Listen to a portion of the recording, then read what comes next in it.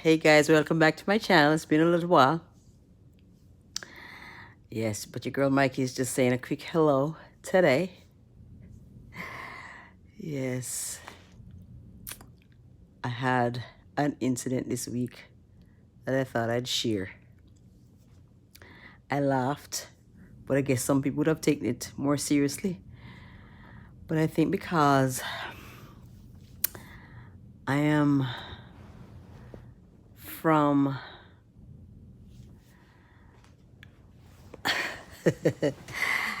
I am from the Jamaican experience. So I find that there are some things that Jamaicans respond to a little differently.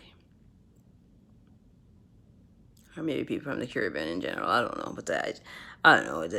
And I'm not going to um, specify anything too much. You have to just listen to me.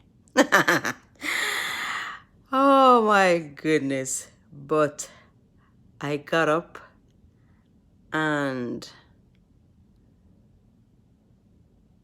I went out to the car and the car wouldn't start. So I was kind of thinking, Lord have mercy upon me, because I don't know a blessed thing about car. I just pretty much know how to I just know how to put some gas in there and turn the wheel. That's pretty much it. All right, so car wouldn't start, but just as soon as I realized that my phone rang, and it was this gentleman from church. All right, so I've been reaching out to him, over the pandemic, and I've not heard from him, so I was really kind of glad to hear from him. And I decided no. Right, no, so we got into a conversation. Yeah. So we're catching up. I'd not talked to him throughout the whole pandemic. So, yeah, he had a number of things to say to me, and I had a number of things to say to him. All right, so after that, no, I sat there and I kind of went through my phone and realized that I could make a call to Geico. I could call roadside assistance. So I decided to do just that. All right, so I called roadside assistance, and sure enough, I had the service in place. So they said maybe within an hour they would come out to see what was wrong with the car. All right, so I sat out there. Well, I didn't sit out there the whole time. I probably went back into the house, and then I was kind of looking out for roadside assistance. It's like I'm thinking really hard. Oh, Jesus, is the age to bring the story back to you. Anyway, roadside assistance called, and then so then the guy looked at it, and he said from the time he opened the hood, he said it was the battery. So after he kind of cranked it up and did what he had to do, he said he was advising me to go towards getting a battery, because I'm sorry, that was a problem. And of course, you know how the generator could give the car a little life, but maybe if I turn it off, I'd have a little difficulty with starting again. As a matter of fact, he told me not to switch off the engine immediately. He said, allow it to run some more. All right, so I am outside well, I wasn't in my parking spot. I was in the guest parking spot. So phone rang again, and this is my girlfriend, and she's telling me that she has one or two things that she wants to give to me, and she wants to drop them off. Where was I? And I said, I'm home. All right, so and I spent a little time telling her about my little escapade with the car.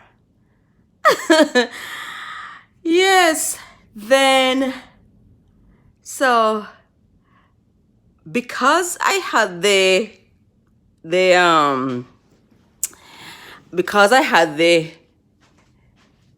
the ignition, because I had the car going,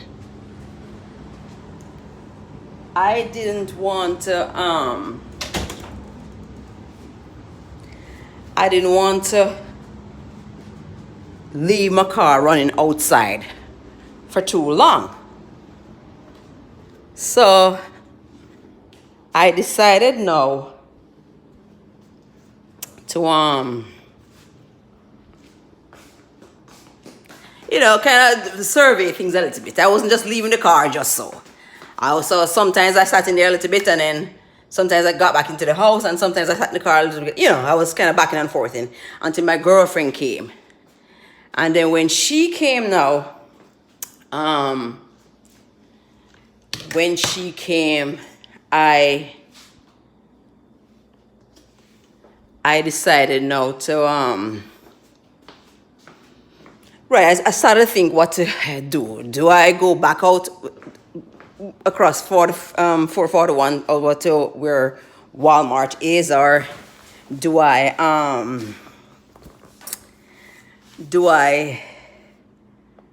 go up to Tire Plus?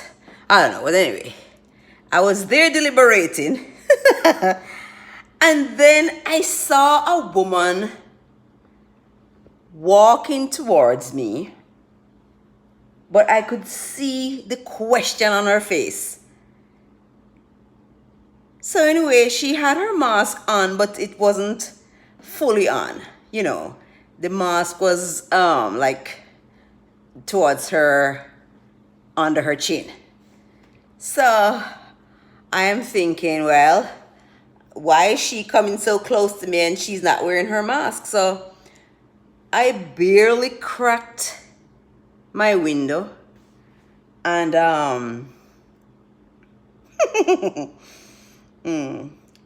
and I asked her, no, I didn't ask her anything. She just came up to the window and she said, same way with a question in her face. Is there something that I can help you with? What are you doing here? So I'm a little shocked now. I said, what do you mean what I'm doing here? I live here. Can you imagine? Can you imagine? So she said, oh my, I'm very sorry. I'm so sorry. I said, that's okay. That's all right. I guess you couldn't know. Oh, but I've never seen you before. I said, well, that's all right. I've seen you. Oh, so what's your name? Oh, I'm really very sorry, but there has been a spate of burglary. Okay then, so I guess what?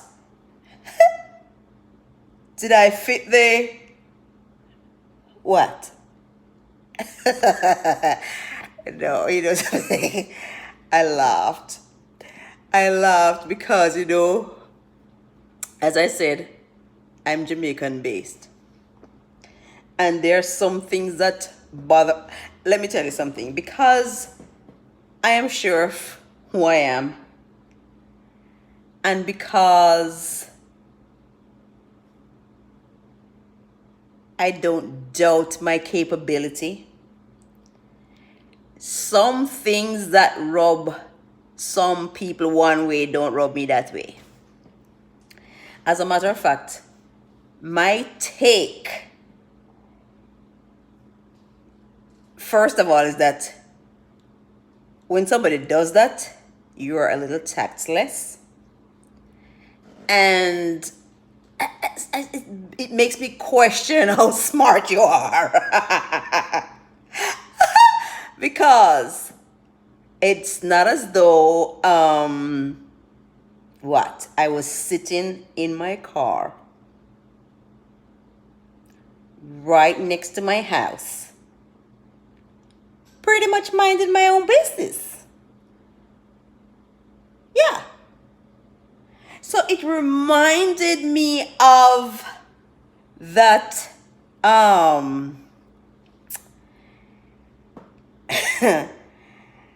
that you know how people send the forwards to you all the time? It reminded me of a forward I had received. And the lady was saying, she was making a call to the police. And she said, "Oh, officer, you have to come. You have to come. There are 11 of them. It's not 10, it's 11. You have to come." And the police officer said, "So where are you?"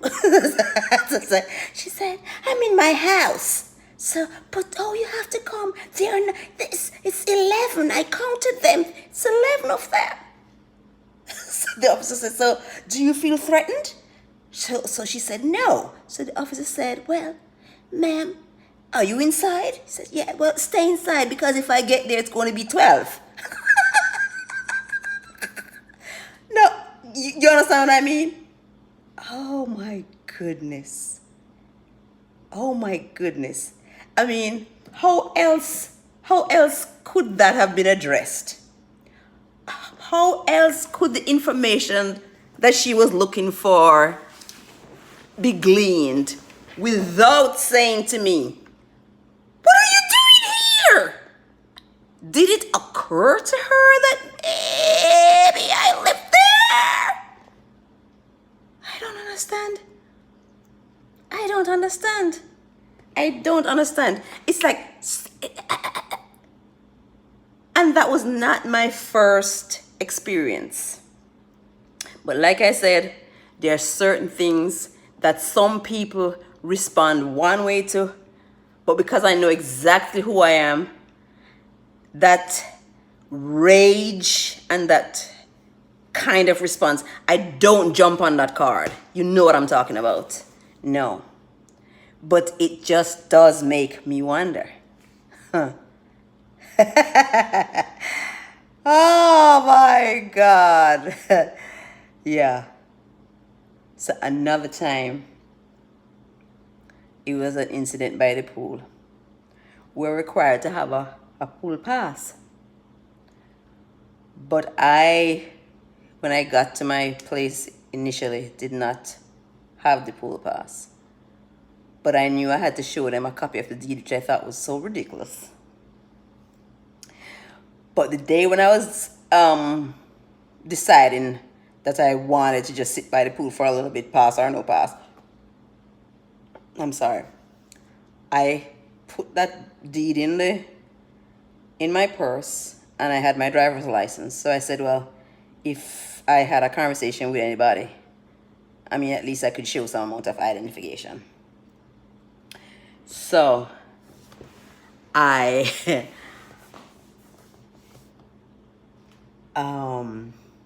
packed my things and decided to just walk down to the car. No, not walk down to the car. Yes, walk down to the car to head down to the pool.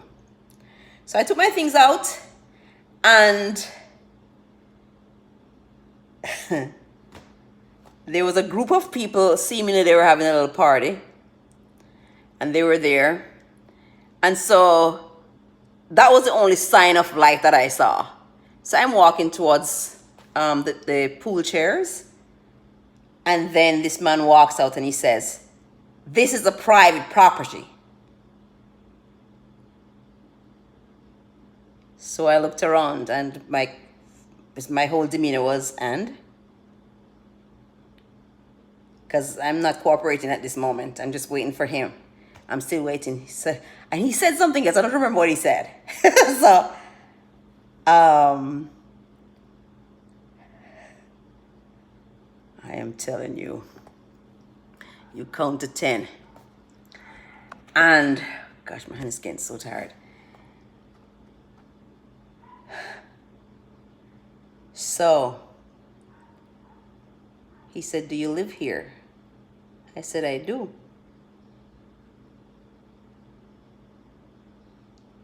And he said some other things too, you know. But